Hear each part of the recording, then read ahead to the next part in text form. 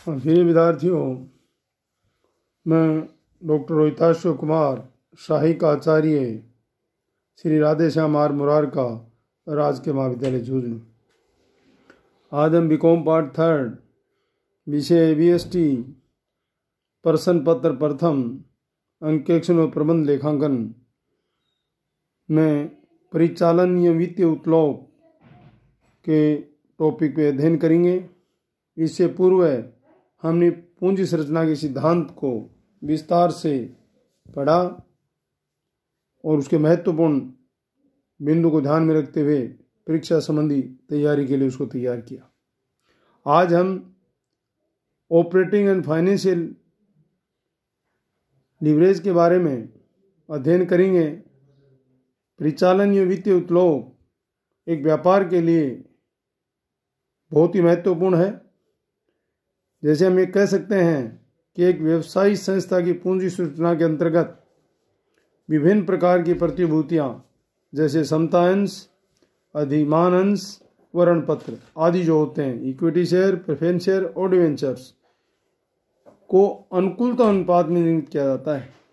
एक ऐसे अनुपात में निर्मित किया जाता है जिससे कि व्यापार की जो पूंजी संरचना हमने जो अध्ययन किया था कि पूंजी उसके अनुकूलता के अनुपात में यदि इन तीनों चीज़ों को निगमित करें जिससे कि व्यापार अच्छा रहे, लाभ की स्थिति रहे और जो संस्था जिस पर्पज़ के लिए अपना व्यापार करती है उसमें सफलतापूर्वक संपन्न कर सके।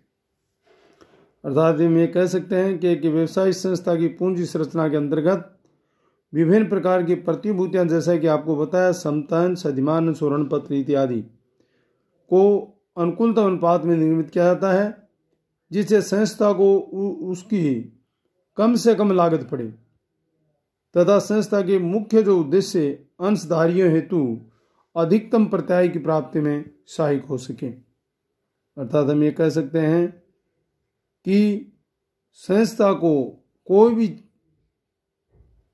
क्रय करने के लिए उसमें जो जिस वस्तु का वो क्रय करेगा उसमें कम से कम लागत पड़े, तो इससे स्पष्ट है कि जो अंशधारी हैं उनको अधिक प्रत्याय की प्राप्ति होगी। अतः पूंजी संरचना निर्णय एक संस्था के लिए बहुत ही महत्वपूर्ण होते हैं, जो कि हमने अध्ययन किया था कि पूंजी है वो ही व्यापार की रीढ़ की हड्डी के समान है। अर्थात व्यापार पूंजी पर ही निर्भर है। यदि व्यापार में पूंजी संरचना सुदृढ़ होगी तो व्यापार की आर्थिक स्थिति सुदृढ़ होगी, व्यापार लाभ की ओर होगा। किसी संस्था की कुल पूंजी में यदि संस्था की टोटल कैपिटल है उसमें ऋण की मात्रा बढ़ने से एक और अंशधारियों को प्रत्याय में वृद्धि होती है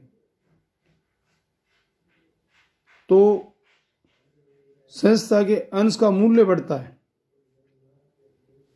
किंतु दूसरी ओर अधिक ऋण के कारण विनियोग जोखिम में वृद्धि भी होती है। वह अंश का जो बाजार मूल्य है वो भी गिरता है। ऐसी स्थिति में हम ये कहें कि व्यापार में कुल पूंजी में ऐसी संतुलन व्यवस्था हो कि ऋण की मात्रा भी बढ़े और अंशधारियों की जो प्रत्याय की वृद्धि है वो भी हो, लेकिन संस्था का जो अंश मूल्य है वो कम से कम गिरे। इस प्रकार यदि किसी संस्था की कुल पूंजी में स्वामी के जो स्वामी हैं उस व्यापार के कोषों की मात्रा बढ़ती है तो इससे अंशधारियों के प्रत्याय एवं जोखिम दोनों ही कम होती हैं। किसी संस्था की पूंजी संरचना में ऋण क्षमता वितरण के निर्धारण एवं इसके अंशधारियों के प्रत्याय पर जोखिम पर पड़ने वाले प्रभावों का अध्ययन यदि हम करें और वो अध्ययन की सबसे उत्तम है उत्तोलन द्वारा या लीवरेज की अवधारणा को प्रयुक्त करता है, उसका हमें अध्ययन करें जो हम आज करेंगे।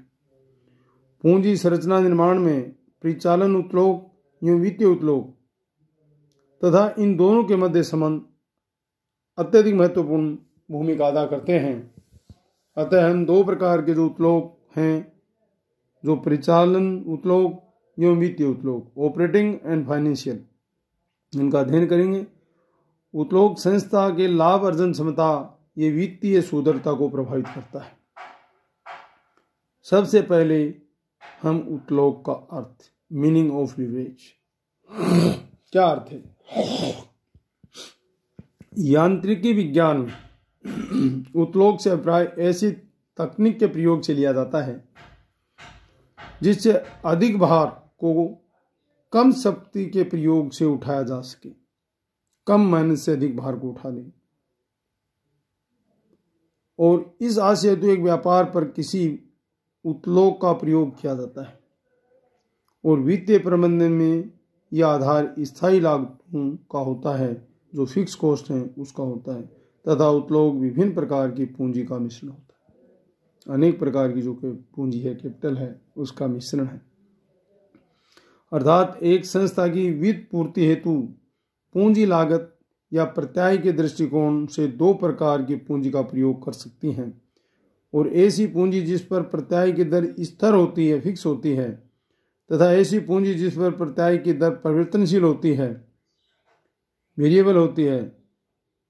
स्थायी प्रत्याय दर वाली पूंजी में ऋण पत्र, दीर्घकालीन ऋण एवं पूर्वाधिकार अंशों को सम्मिलित किया जाता है।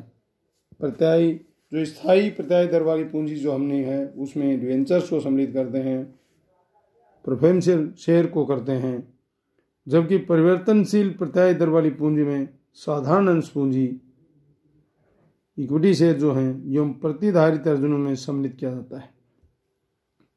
यदि हम गुथमैन एवं दुगलक के शब्दों में इसकी परिभाषा करें तो उत्तलोक से अभिप्राय कोषों के प्रयोग के बदले स्थायी लागत तथा स्थायी प्रत्याय का भुगतान करना है। और अंत में कह सकते हैं कि अतः वित्तीय प्रबंध में उत्तलोक से अभिप्राय ऐसी संपत्तियों या कोषों के प्रयोग से है जिनके लिए संस्था एक स्थायी लागत या प्रत्याय चुकाती है और स्थायी लागतों को वहन करने तथा चुकाने की क्षमता क्रमशः लाभदायकता एवं वित्तीय शुद्धता को प्रभावित करती है। अतः स्थायी लागत भार उत्तलोक के आधार का कार्य करती है। यदि संस्था द्वारा अर्जित ब्याज व कर घटाने से पूर्व के लाभ स्थायी लागत या स्थायी प्रत्याय से अधिक हों तो अनुकूल उत्तलोक फेवरेबल लेवरेज कहलाएगा।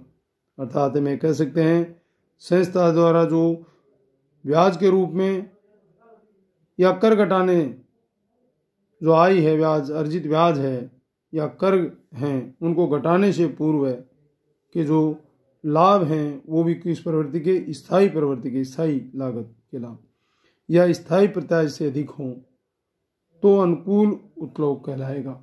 और इसके विपरीत यदि स्थायी लागत या प्रत्याय संस्था द्वारा अर्जित ब्याज व कर से पूर्व के लाभों से अधिक हो तो यह प्रतिकूल उत्तलोक कहलाएगा, अनफेवरेबल लेवरेज कहलाएगा। ये उत्तलोक के बारे में अर्थ हमने। दूसरा इसकी परिभाषा यदि जेम्स वान हांस के अनुसार यदि उत्तलोक को परिभाषित करते हैं तो उन्होंने परिभाषित किया है कि उत्तलोक से अभिप्राय ऐसी संपत्तियों या कोष के प्रयोग से है जिसके लिए संस्था एक स्थायी लागत या प्रत्याय चुकाती है। अतः स्थायी लागत या प्रत्याय को उत्तलोक का आधार कहा जा सकता है। सामान्य शब्दों में हम कह सकते हैं कि ऐसी संपत्तियां और कोष का प्रयोग जिससे संस्था के स्थायी लागत या प्रत्याय चुकाती है तो उसे हम उत्तलोक कह सकते हैं। इस प्रकार उत्तलोक स्थायी लागत वाले कोषों के स्रोतों के प्रयोग के परिणाम स्वरूप होता है तथा किसी संस्था द्वारा इन स्थायी लागत वाले कोषों के स्रोतों के प्रयोग करने पर ही होता है, अन्यथा नहीं। उत्तलोक को यदि हम दूसरे शब्दों में विक्रय मात्रा में परिवर्तन से लाभ से संबंधी परिवर्तन के रूप में भी परिभाषित किया जा सकता है। विक्रय मात्रा में परिवर्तन से लाभ से संबंधी परिवर्तन होता है, उस रूप को भी हम उत्तलोक की संज्ञा दे सकते हैं। और इस दृष्टिकोण से उत्तलोक विक्रय मात्रा में परिवर्तन के प्रभावों का परिणाम निर्धारण करने में सहायक होता है और इसे विक्रय मात्रा में परिवर्तन की तुलना में लाभों में अनुपातिक रूप से अधिक वृद्धि या कमी उत्पन्न होती है। और इन परिभाषाओं के आधार के बाद हम इनसे उतलोक की विशेषता तत्व का जानकारी प्राप्त होती है। उतलोक की विशेषताएं तत्व कौन कौन से हैं? सबसे पहला, उतलोक विक्रय में होने वाले परिवर्तनों के फलस्वरूप लाभ में होने वाले परिवर्तनों को प्रदर्शित करता है।